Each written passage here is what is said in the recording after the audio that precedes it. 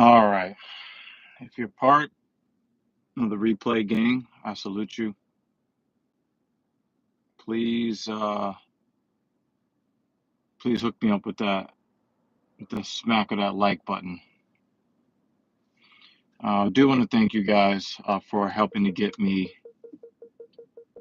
up to 1,100 subscribers on this channel.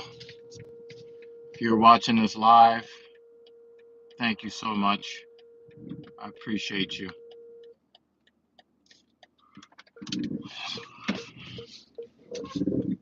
I appreciate all y'all's. All right, so make sure I don't get blindsided here. All right, so yeah, you see the title of the stream, Struggling, here, episode 85 of Genius, Take the Wheel. Yeah, some things have not really broken my way since coming back from my transcontinental trip. Um, you know, uh, Something I didn't do quite right before I left for the trip came back to haunt me after. I talked to you guys about that on episode 84. And so I've had some discomfort that I've been able to live without for a while. And I was like on cloud nine, and just a couple of bad reps, a little bit of ego, and I got some discomfort in my back. And, I think that I'll be able to get past it, which is why I'm taking this deload week. But I basically just ran over to the gym just to get some nominal, just to make sure that the movements got made.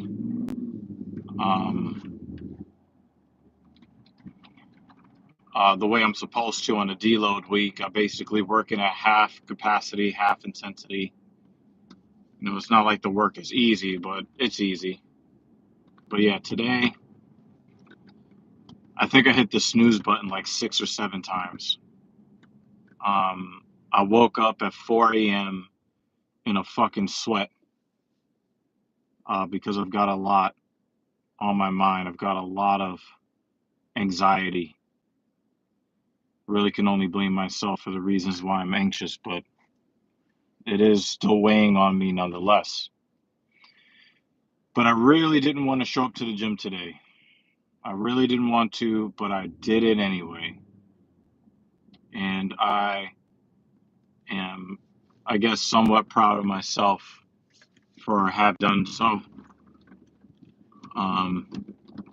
But let me tell you guys, it wasn't easy. It definitely was not easy. But I got up and I did it. I did, the leg work I was supposed to do. I did the back work I was supposed to do. Dan Jensen, I appreciate you. Thank you so much. But yeah, it's been a struggle. I could probably say every day this week, I just didn't want to do anything. And I could see that it's starting to like metastasize like cancer. It's starting to grow. The frustration is starting to grow. The fear is starting to grow. The anxiety is starting to grow. But one of the things that I'm doing differently than what I normally do is to let that interfere with my goals and the things that I want to do, because some of the things that I fear, A, might not actually, come to pass, or B, if they do come to pass, even if they do come to pass, they may not be as bad as, may not be as bad as I was expecting those things to be. So I try to hold on to that. Try to be as rational as I can about things. But I'm definitely not in the place that I'd like to be. But I do know that I'm very close in other ways to achieving some things that I've never achieved before, And I really can't let these things that aren't going well, I can't let them make other things not go well, if that makes sense to you. I'm pretty sure that do. So, that's basically, what the kind of mindset that I had today. Normally, I have a lot more positive things to say to you, but I guess in a way, this is positive. Even when things aren't going well, you have to try to take stock of what's not going well, but then also you can't lose sight of the things that are going well. Not everything is all bad. I've heard the phrase that you're never as good as you are at your best, and you're never as bad as you are at your worst. So, um,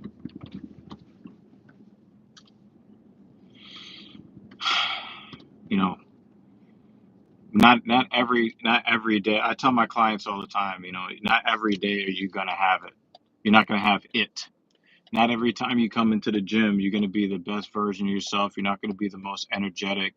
You may not have the best mechanics. You may not have the best attention to detail. You may not have the best on a particular day, and that's okay. Your job is to not quit, and that's where I'm at today. I do want to switch gears a little bit because, like I said, there was no like big PR thing or anything like that. Um,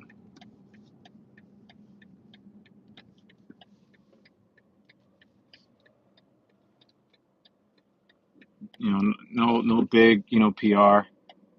Hey, how you doing, Tiffany? Thank you for coming by. Thank you for supporting the platform. Yeah, you're not gonna have it every time, but if you don't quit, you give yourself a better chance at having it next time. If you quit, then there is no next time. I think I did a live stream after like the Mets had lost like I don't know a bunch of games or whatever. The Mets had 0 wins and 6 losses. Now they have 6 wins and 7 losses. So they've won 7 of their last 8 games or something like that. Everybody was proclaiming, "Oh, the Mets might end up going 0 and 162." Now they're playing well. They have the best pitching in the National League. Go figure, right? But anyway, switching gears a little bit. Occasionally, I do allow myself to get into discussions on the internet, not really expecting to get rational responses back, but I try to help people understand some concepts if they're in a different socioeconomic group or some other demographic.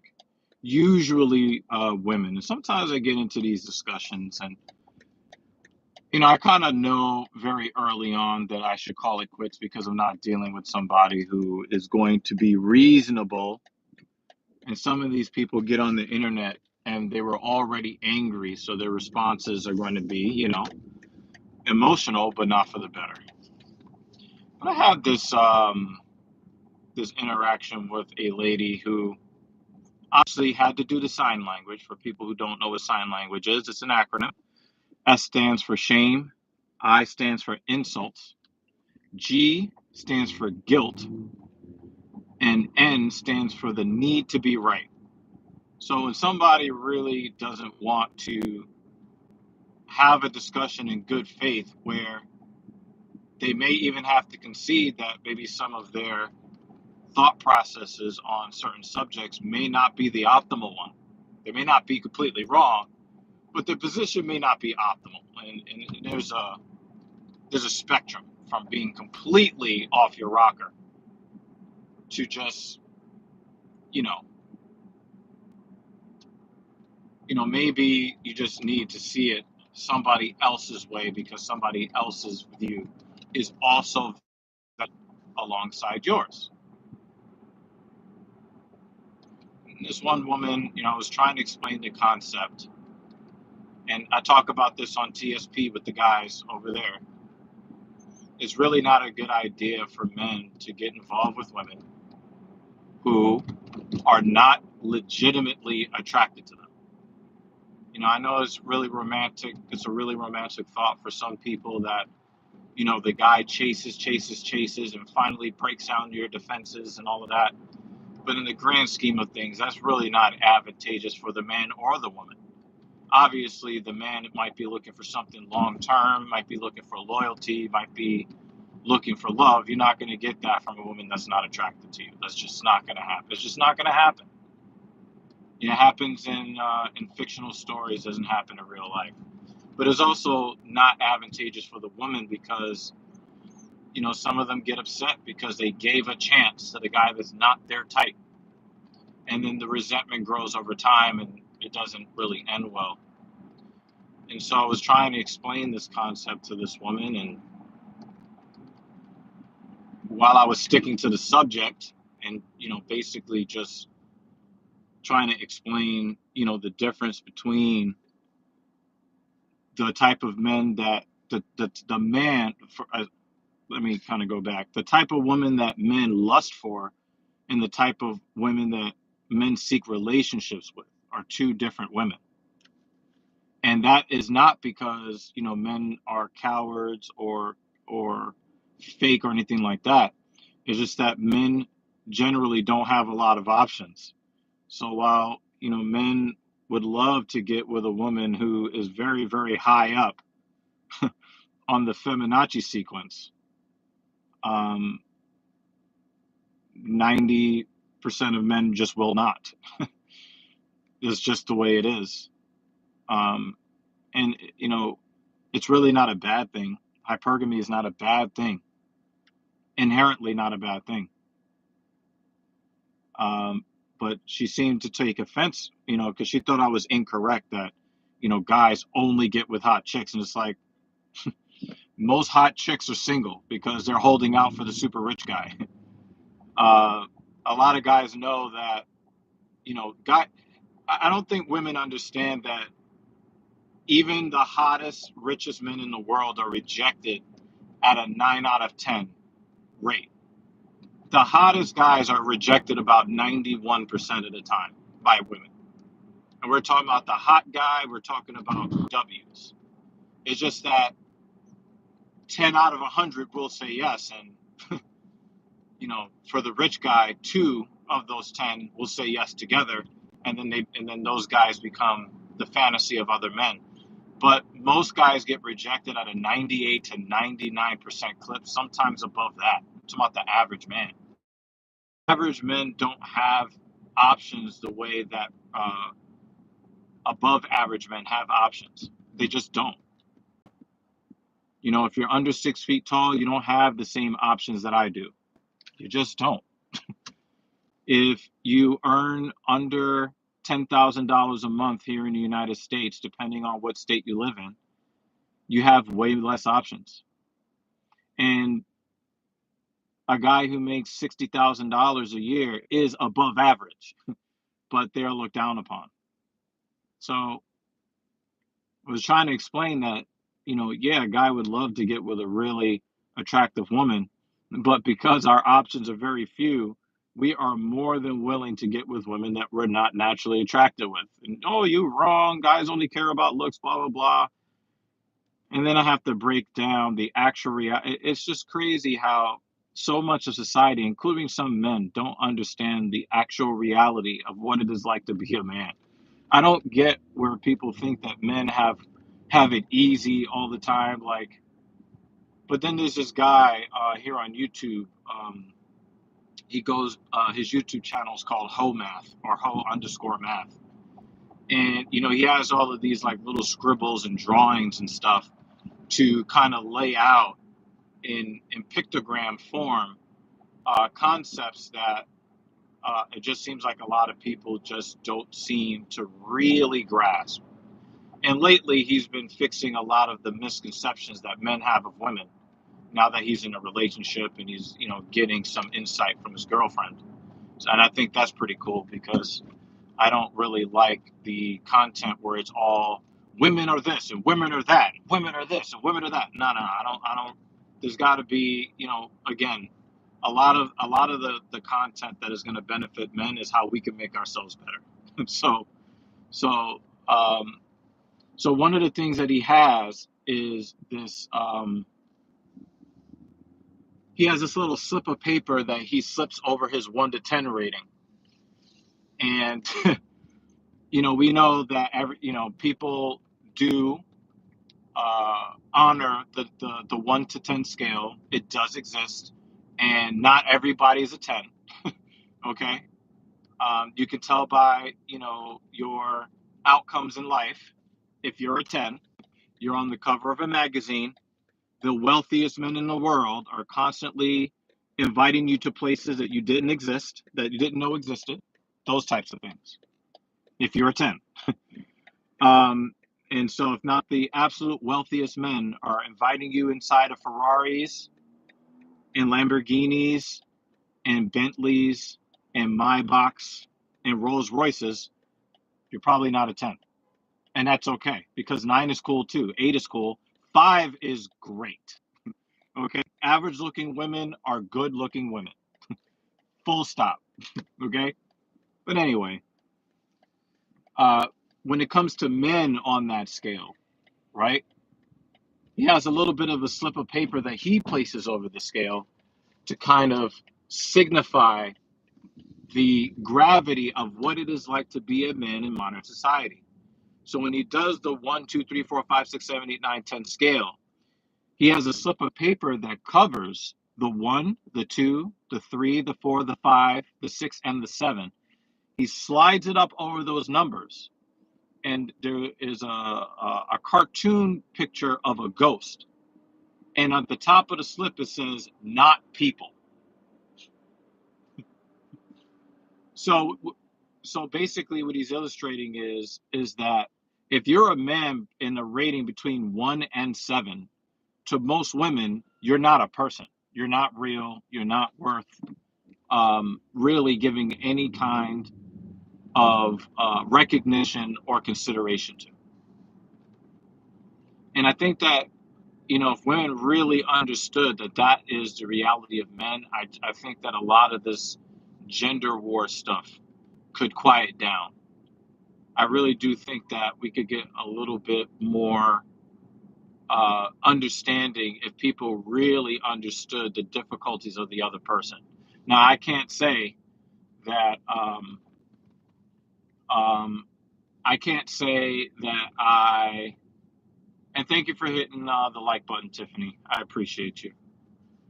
Um, because I know what I'm saying is not easy to hear. I think that if most women understand that even slightly above average men are deemed worthless in the dating market to 85% of the women, I think that it would give a fresher perspective to where people might be kinder.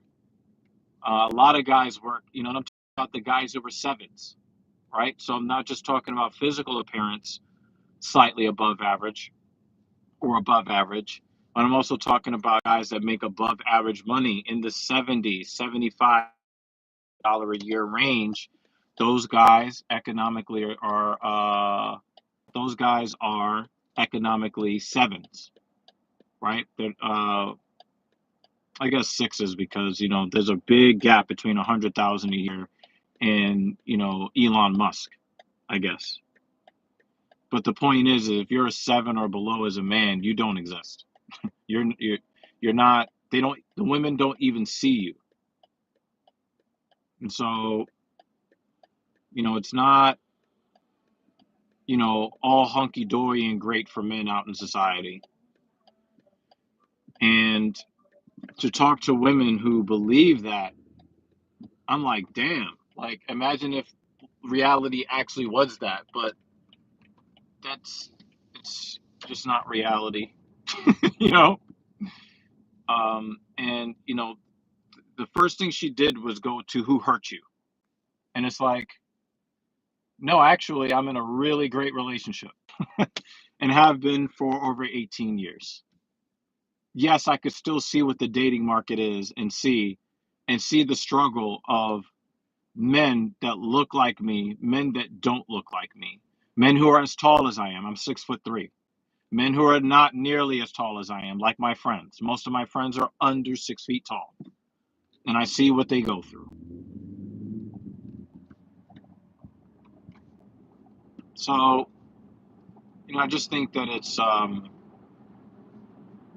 the disconnect is really what makes me sad, and I just really wish that there are people out there trying to bridge the gap. There are women out there that are trying to bridge the gap. There are men out there trying to bridge the gap in different ways. Some people are trying to reach out and be more kind. Some people are trying to use inventive ways to put the information out there, accurate information.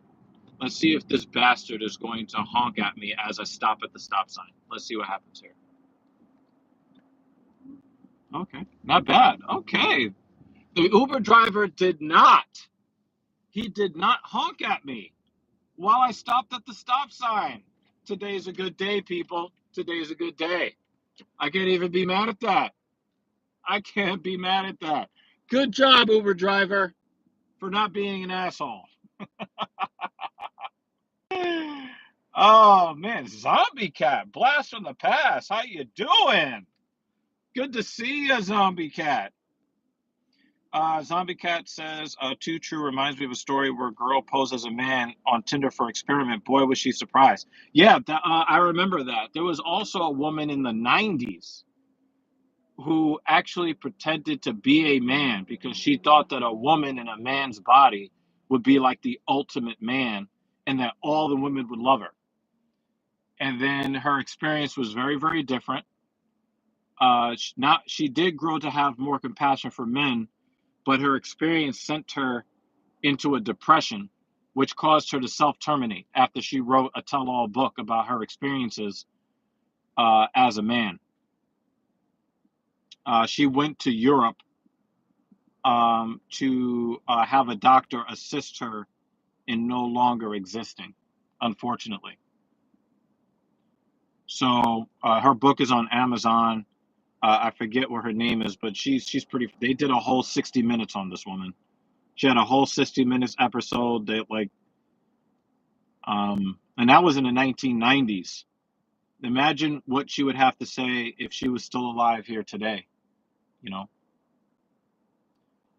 So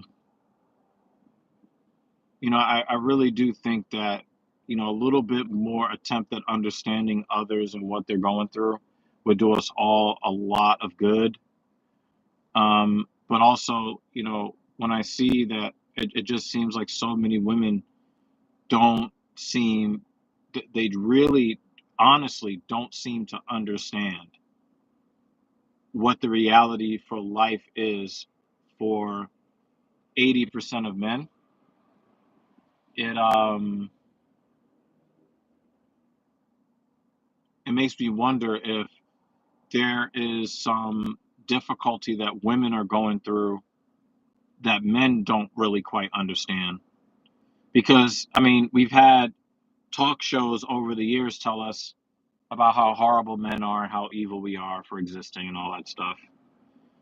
But I'm talking about struggles that women have that haven't been debunked by every expert that has ever existed. We know that the wage gap isn't real, the gender wage gap is not real. That's been debunked by every economist in multiple ways. Um, the pink tax might actually be real, though. I think that might actually be real, but I think that's just marketing because corporations know women are not averse to spending money by and large. My women are averse to spending money. They're very, very fiscally responsible women, but I don't think that is the expectation among corporations, which is why they might be charging women more. But I wonder if there are some real struggles that women have that cannot be refuted, no BS. Like this is some real ish that they did not create for themselves. That we can be like, damn, we need to we need to try to understand this problem a little bit better, because we're not women. We can't really truly understand what women are going through, which is another reason why I don't respect men that put on dresses and call themselves women. I don't respect that, because there are certain parts of the female experience that, even if you take hormones and you cut off all your dick and balls, man, you're still never going to really understand the intricacies of what it is like to be a woman and to live in a woman's reality 24 hours a day, 7 days a week. So yeah, it got me kind of my contemplative bag. I kind of felt, bad, because I wasn't really insulting the woman that I was having the conversation with. I was basically just laying it out that men just should not give attention to, should not pursue women who are not attracted to them. And you don't have to go on a date to find out if a woman is attracted to you. You don't need to hold the door open or pay for her meal to find out if she's attracted to you. You will know instantaneously, because women are unable to hide the fact that they're interested in a man that they are really, truly attracted to. You hear a lot of these sprinkle, sprinkle things. Sprinkle, sprinkle is for the men that women are not attracted to. I have to make it to you very. A lot of men are really, really angry about Shira 7, but the reality is, guys, is that sprinkle, sprinkle is only for men who are seeking the attention of women who are not into them. And if you're only dealing with women who are as attracted to you as you are to them, then sprinkle, sprinkle will never apply. It will never apply. And I know that from experience on both sides of the coin. It's just started to rain, y'all. Like I said, I'm not really feeling my best, but I am glad that I got the fuck up, got out of the bed, got dressed, got out of there in under an hour, and now I'm back in the neighborhood. I am proud of myself for that. And hopefully, this will be a stepping stone to me feeling a little bit better about my lot in life, and I'll probably be thanking myself when I hit that next plateau of personal progress, because I didn't give up. Tiffany, I appreciate you. I really do. Thank you so much for that. Thank you so much for that. I do these stream of consciousness live streams on the way home from the gym, hoping that I could positively impact somebody, because I know that we're all struggling in some way, all of us. The only people that aren't struggling are the super rich, and I'm pretty sure they've got struggles we don't understand.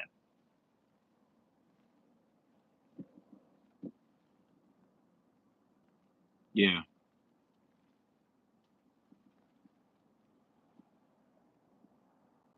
yeah.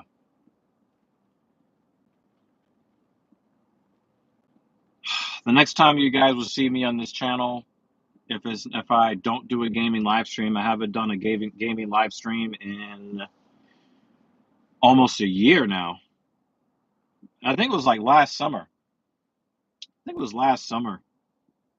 Last summer I did a gaming live stream. I need to actually sit down for 30 minutes to an hour, hop on the PlayStation, and just do a gaming live stream. But likely, I have the Filthy Casual MMA watch party on TSP. The link was provided by Dan Jensen already. Search for at Talkin Shit if you want to, watch MMA with us tonight. That is in the description. But the next time you'll see me do one of these will probably be on Tuesday, when I get up filthy early to go train my 5 a.m. client, and then run to the gym to get my last deload leg workout in to let my legs recover from all the stress I've been putting on it.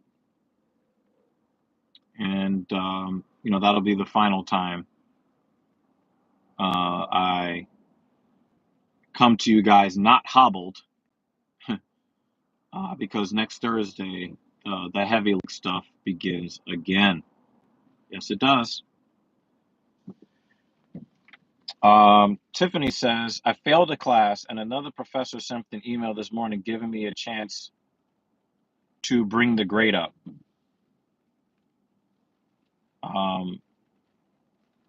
I had actually given up last night. Damn. Wow.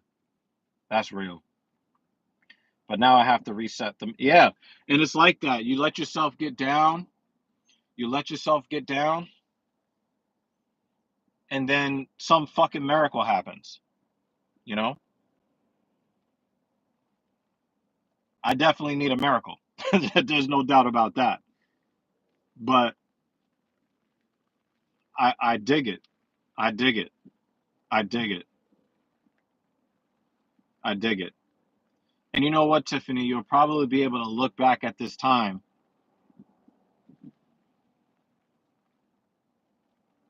and look at it and be like, my life could have went a completely different direction if I would have given up because I failed that one class.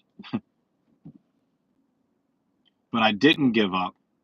And somebody took mercy on my godforsaken soul. And now I'm back in the game. You know? That's some real shit. And I salute you, Tiffany. I salute you. Stay in there. Stay in there. Stay in there. Stay in there. For real, for real. All right, I'm going to put this car in the garage now. This has been real. Thank you so much for supporting the platform.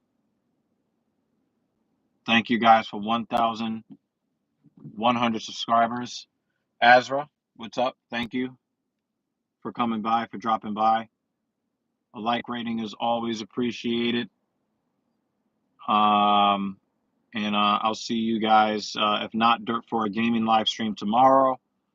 I will see you guys for episode 86 of Genius Take the Wheel on Tuesday. I salute all y'alls. And like Dan Jensen always says, be safe out there in the real